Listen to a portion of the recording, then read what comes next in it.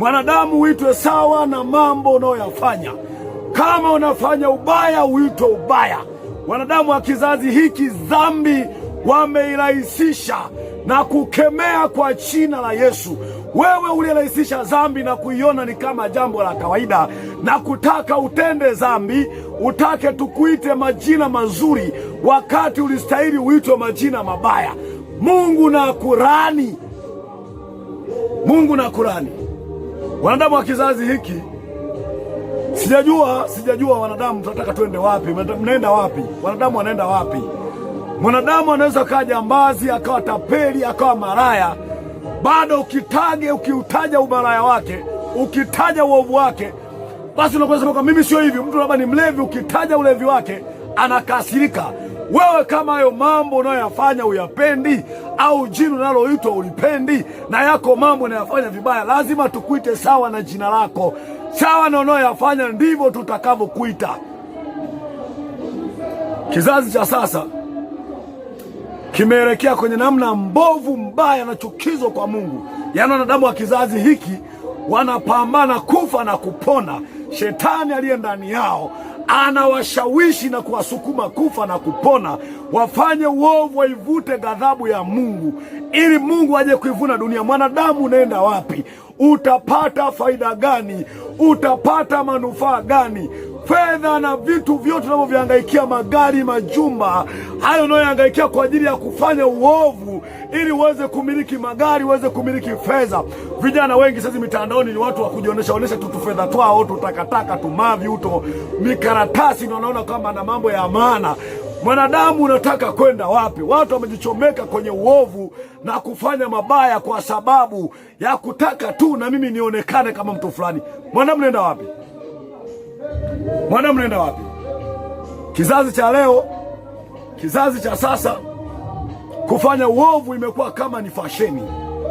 Yaani kufanya uovu imekuwa mafasheni. Wako hao wanawake ambao wanajiita ni kama masingomaza, watu fulani na mabiti, au unakuta kuna uchafu unafanyika, kuna uovu unafanyika, vitu vya ovyo, vitu vya ajabu ambavyo vinaweza vikavuta ghadhabu ya Mungu muda wowote. Muda wowote ghadhabu ya Mungu inavutwa kwamba Mungu aje kuivuna dunia. Mwanadamu, utapata faida gani kupata dunia yote na ukamkosa Mungu, ukakosa maisha yenye furaha, ukakosa maisha yenye tumaini, ukakosa? Utapata nini? Utanufaika kwa lipi? Utanufaika kwa lipi? Mabinti siku hizi, wa mama wanatoka kwenye ndoa zao, wanatengeneza kamtandao fulani hivi, wanahamasishana humo ndani, wanasagana, kuna mavikuru fulani vimekuja, wananunua vitu vyenye maumbile kama ya wanaume.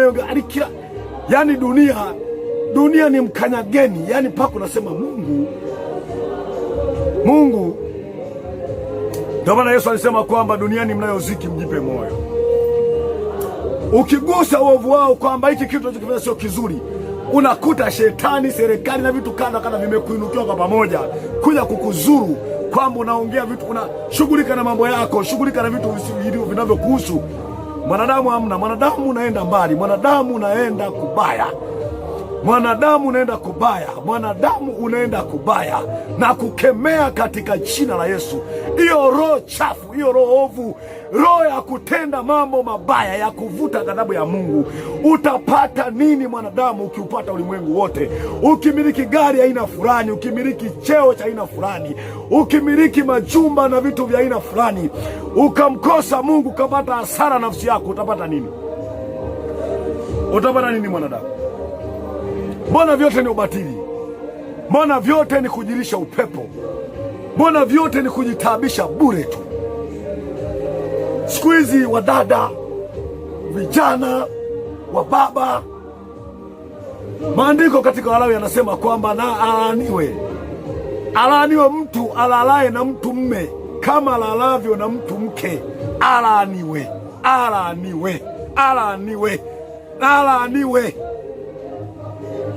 Saizi kwenye ndoa hawa si wanaita kwamba si ndio kulinda ndoa, si ndio kufanya nini?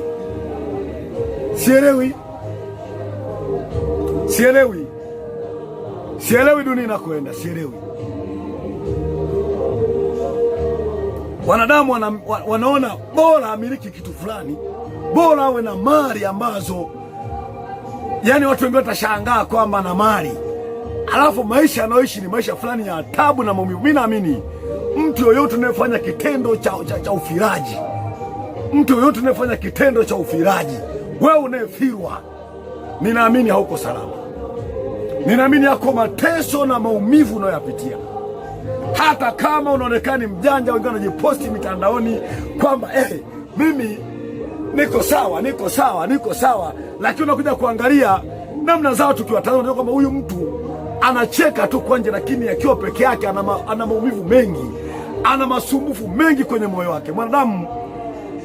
Mwanadamu utaitwa sawa na kitu unachokifanya. Kama wewe unaenda kinyume na maumbile, kama unalala na mwanaume kama unalavyo na mwanamke, tutakuita mfiraji. Kama unalala na mwanamke kinyume cha maumbile, tutakuita mfiraji, na Mungu atakurani. Mungu atakurani. Ninakukemea katika jina la Yesu. Hiyo roho chafu ikutoke katika jina la Yesu. Acha uovu, acha kuvuta ghadhabu ya Mungu, acha. Utapata nini ukimiliki fedha? Utapata nini ukimiliki gari ya kifahari? Utapata nini ukijenga nyumba la kifahari, huku ukimkosa Mungu, huku machukizo yakiwa juu yako, juu ya Mungu unayokuwa unayafanya? Ninakukemea katika jina la Yesu. Mwanadamu yoyote unayelala na watoto kwa namna ya kuwarawiti, ninakukemea katika jina la Yesu. Roho mchafu akutoke, roho mchafu akutoke. Wanadamu tumeingia kwenye namna ya ajabu ambayo ukikaa chini unafikiria. Yaani watu siku hizi kuishi kisingomaza, wanaona ni kitu fulani cha kawaida. Na kwenye usingomaza sio kama wanatafuta kitu kingine, wanatafuta uhuru. Kuna mabinti nimeona mtandaoni, yani uko mwingine binti ni msagaji maarufu, yani ni mtu anasema hii dunia unapata faida gani? Unapata faida gani? Unapata faida gani? Wapo watu wanasagana kutumia mahindi, wanasagana kutumia matikiti manania ya matango, wanasagana kwa kutumia maumbile ya wanaume ambao wametengenezwa. Yani nilikuwa nasikia story kutoka kwa Catherine, nikasema dunia imefika mbali, dunia imefika mbali. Wanadamu utapata nini? Utapata nini? Kuna nini humo ndani kwenye hivyo vitu unavyofanya? Kuna nini? Mungu na Kurani, Mungu na kukemee. Tunakukemea, ninakukemea katika jina la Yesu. Roho chafu na kutoke, uovu ulio juu yako na ukutoke.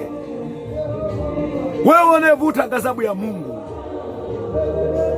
na kuona kufanya ushoga ni fasheni, kufanya ufiraji ni kitu cha fasheni, alafu unataka kujione una haki ya kwepo ndio natumia mwili wangu. Pepo mchafu. Mwanamke unayetumia mahindi, unayetumia matango, unayetumia maumbile ya bandia, Mungu na Kurani na kukemea katika jina la Yesu. Wewe unayevuta ghadhabu ya Mungu na kukemea katika jina la Yesu. Pepo mchafu,